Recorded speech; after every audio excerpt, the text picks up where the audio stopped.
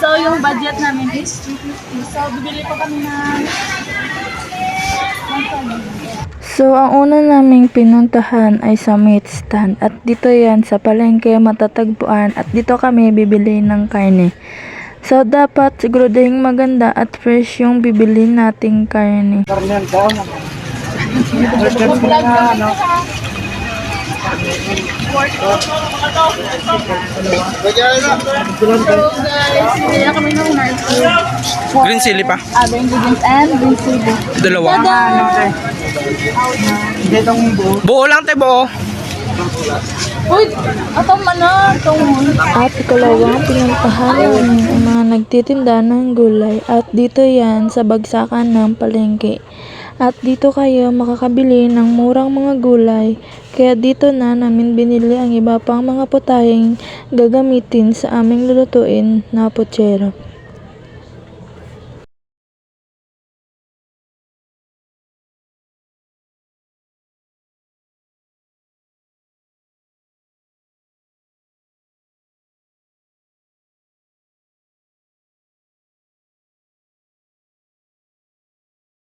At ayan, makikita niyong mabuti na natagalan kami bago kami makaalis dahil tinitignan naming mabuti ang mga gulay na aming binibili at sobrang ingay namin dyan. Ayan.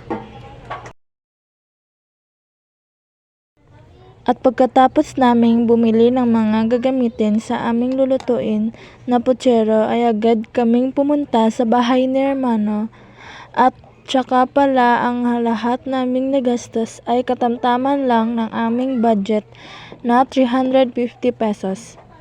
Sa bahay kami ni Hermano magluluto.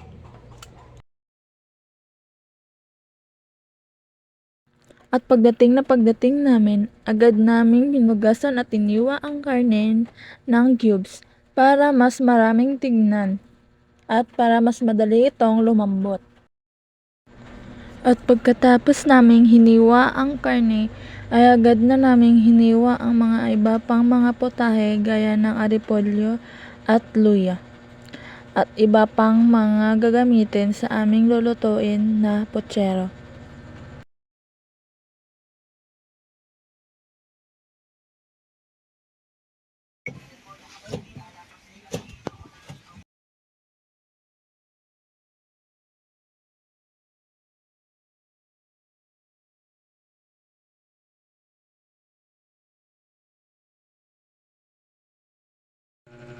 At pagkatapos na hiniwa ang mga putahe, ay agad na kaming nag-ayos ng lutuan at nagsimula na kaming mag-init ng kawali.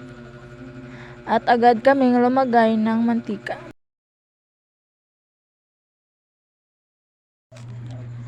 At kapag uminit na ang kawali at mantika, ay ilagay kaagad ang mga kamatis, luya, bawang at sibuyas. At pagkatapos ay ilagay ang karneng baboy at haluin ito ng mabuti.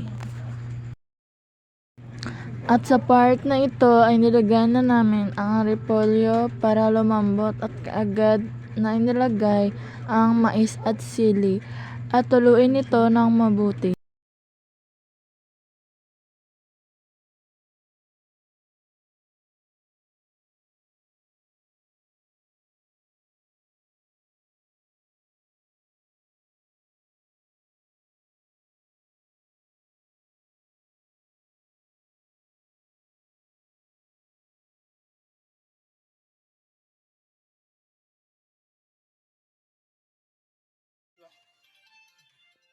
At pagkatapos ng ilang minuto ay luto ng ating niluto na putserong baboy at pwede na natin itong ihain.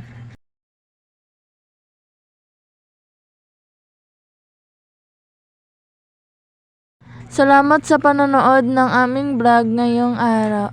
Sana may natutunan kayo mula sa aming vlog.